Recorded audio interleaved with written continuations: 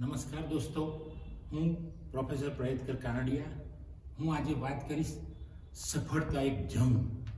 સફળતા જીવનમાં એમને મળતી નથી, કારણ કે સફળતા માટે ઘણા બધા પ્રયત્નો કરવા પડે છે, સતત પડવું પડે છે, ઊભા થવું પડે છે, પાછું પડાય છે, પાછું દોડવું પડે છે, પાછું પડાય છે, પાછું ઊભા થવાય છે, છેક અણી પણ માણસ આવી જાય છે કિનારા પર.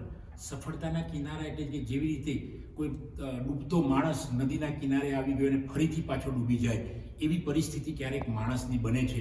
તો મિત્રો, સફળતા એક જંગના સંદર્ભમાં મેં લગભગ 5 પુસ્તકો લખ્યા છે. એમાં પહેલું પુસ્તક છે મારું સફળતાની સફર, આનંદ એ જ સફળતા, કૌશલ્ય સફળતાનો પ્રેરણા સ્ત્રોત, વિદ્યાર્થીના વિકાસની સફર, આજની પેઢી કાલની રચયિતા. આવા મારા 5 પુસ્તકો મોટિવેશનલ છે કે જે દુનિયાની મહાન વ્યક્તિઓ અથવા તો આપણા દેશની મહાન વ્યક્તિઓ કેવી રીતે સફળ થઈ છે અને એના ઉદાહરણો સહિત મેં સામાન્ય વ્યક્તિ પણ કેવી રીતે સફળ થયો છે એની વાત આ પુસ્તકોમાં કરવામાં આવી છે. કારણ કે સફળતા એ માણસના વિચારો, કોકને સફળ થવું હોય તો સાધુ બનીને સફળ થવું હોય, કોકને માત્ર શિક્ષક પ્રોફેસર બની જાય તો સફળ થઈ ગયું એમ પોતાની જાતને માનતો હોય, કોઈ માણસ ઉદ્યોગ ધંધામાં હોય તો એને ખૂબ મોટા ઉદ્યોગપતિ દેશ કક્ષાએ પહોંચી જાય ત્યારે પોતાને સફળ માને. એટલે દરેક વ્યક્તિ મુજબ સફળતાની વ્યાખ્યા જુદી જુદી છે. હવે આમ જોવા જઈએ તો વિચારીએ તો માણસ જિંદગીભર સફળ થતો નથી એવું પણ ક્યારેક લાગે આપણને. ક્યારેક કોઈકને જોઈએ તો એવું પણ લાગતું હોય છે કે આ વ્યક્તિ ખૂબ સફળ છે. આપણે કોઈ સેલિબ્રિટીને જોઈએ તો એવું વિચારતી હોય કે આપણે એવું વિચારીએ કે ભાઈ આ ખૂબ સફળ સેલિબ્રિટી છે, પણ એના મનમાં કંઈક જુદું ફરતું હોય. એ હવે બોલિવૂડમાંથી હોલિવૂડમાં જવા માંગતો હોય તો સફળતા ક્યારે એને ગણાય. આપણે કોઈ ક્રિકેટરને જોઈશું તો એ આપણે એમ લાગશે કે ભાઈ ક્રિકેટર સફળ છે, પણ એની કંઈક જુદી જ વાતો ચાલતી હોય, એના મનમાં કંઈક જુદું જ ચાલતું હોય મંથર. તો સફળતા એક જંગ છે. સફળતા માત્ર એકવાર તમને એચિવમેન્ટ મળી ગઈ, એકવાર તમે સફળતાના શિખરે પહોંચી ગયા એવું લાગે, પણ ત્યાં પણ સફળતા પૂરી થતી નથી. કારણ કે સફળતા તો એક જંગ છે, સતત ચાલતો રહે છે. આપણા જોડેનો, પોતાના વ્યક્તિ જોડેનો સંઘર્ષ છે. મિત્રો, આના જંગ માટે કેવી રીતે આગળ આવવું એવા મારા કેટલાક પુસ્તકો, આજે મેં તમને આનંદ એ સફળતા કીધું, સફળતાની સફળ, આ પુસ્તકો તમે વાંચશો તો એમાં જે સફળ થયેલી વ્યક્તિઓ છે એમને જીવન પર્યંત સંઘર્ષ ચાલુ રાખ્યો છે. અમિતાભ બચ્ચન જેવા જો સેલિબ્રિટી કહેતા હોય તો જીવન સદાય સંઘર્ષમય રહે છે. એક દિવસનો સંઘર્ષ અથવા તો એક તમે સફળતા મળી ગઈ પછી તમે પામી ગયા એવું નથી હોતું. સફળ થવા માટે સતત પ્રયત્નો કરવા પડે છે અને સફળ થયા પછી પણ પ્રયત્નો ચાલુ રાખવા પડે છે. કારણ કે એમાં સેટિસ્ફેક્શન હોતું નથી, સંતોષ હોતો નથી. અને માણસ મૃત્યુ પર્યંત પણ ક્યારેક એવું વિચારે છે કે હજુ તો મારે બાકી રહી ગયું. ગમે તેવો મોટો ઉદ્યોગપતિ હોય તો એના મનમાં રહી ગયું હજુ તો મારે આ કરવું બાકી રહી ગયું. તો એ કરવું બાકી રહી ગયું એ માનસિકતાએ આપણને એવું લાગશે કે સફળ વ્યક્તિ નથી થઈ. અને કોઈક વ્યક્તિ માત્ર શિક્ષક બની ગયું હોય, કોઈક વ્યક્તિ માત્ર કંડક્ટર અથવા તો ડ્રાઈવર બની ગઈ હોય એ વ્યક્તિ, તોય પોતાની જાતને સમજે કે હું સફળ થઈ ગયો છું. તો મિત્રો, આ વ્યક્તિના માનસ ઉપર આધારિત છે કે ક્યારે સફળ માણસ બને છે અથવા તો સફળ નથી બનતો. એ પોતાના માનસ પર જે વિચારો છવાયેલા છે અથવા તો પોતાની જે માન્યતા છે એ સંદર્ભમાં સફળતાની વાત છે.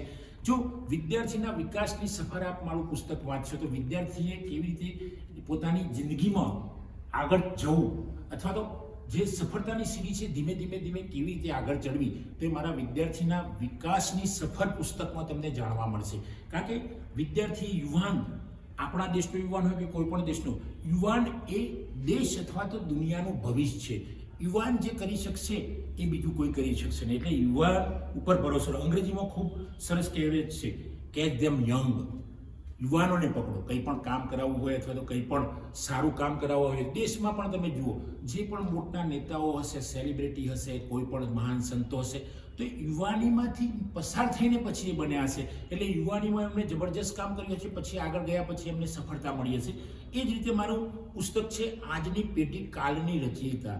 આજની પેઢી એટલે અત્યારની જેનજી જનરેશન ચાલે છે, આલ્ફા જનરેશન આવી ગઈ. તો આ બધી જનરેશન એટલી બધી બ્રિલિયન્ટ છે કે એમને થોડુંક માર્ગ મળી જશે, એમને થોડીક કોઈકની આંગળી ચીંધવાનું ઊને જો એમને મળી જશે તો એ પેઢી ખૂબ આગળ નીકળી જશે. એટલે તો કહ્યું છે કે સફળતા એક જંગ છે.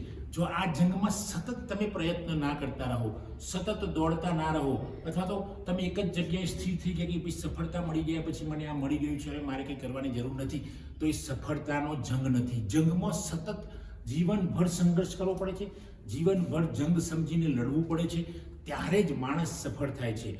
તો મિત્રો, આ સફળતા એક જંગ આ વિષય પર જો આ વિષય તમને પસંદ આવ્યો હોય તો આ મારા વિડીયોને લાઈક કરજો, શેર કરજો, કોમેન્ટ કરજો અને જો મારી ચેનલ સબસ્ક્રાઈબ ન કરી હોય તો કરજો.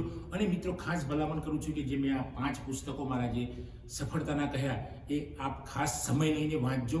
ખૂબ મજા આવશે. તમે એમાંથી કંઈક નવી પ્રેરણા મળશે, કારણ કે આ માત્ર મારી પ્રેરણા નથી, પણ જે પ્રેરણા પૂરી પાડનાર સમાજના માણસો છે એમના વિશેની વાર્તા રૂપે, ક્યાંક ઉદાહરણ રૂપે, તો ક્યાંક એમની સચ્ચાઈ મેં દર્શાવી છે. તો આ 5 પુસ્તકો તમે વાંચશો તો ખૂબ મજા આવશે અને તમને લાગશે કે ના, જિંદગી તો સફળતાનો એક જંગ છે અને આ જંગમાં ટકી જ રહેવું પડશે.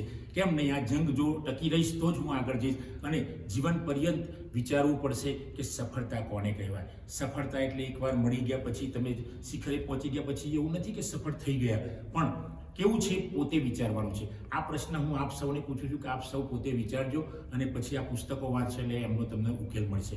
દોસ્તો, નમસ્કાર. જય હિન્દ, જય ભારત.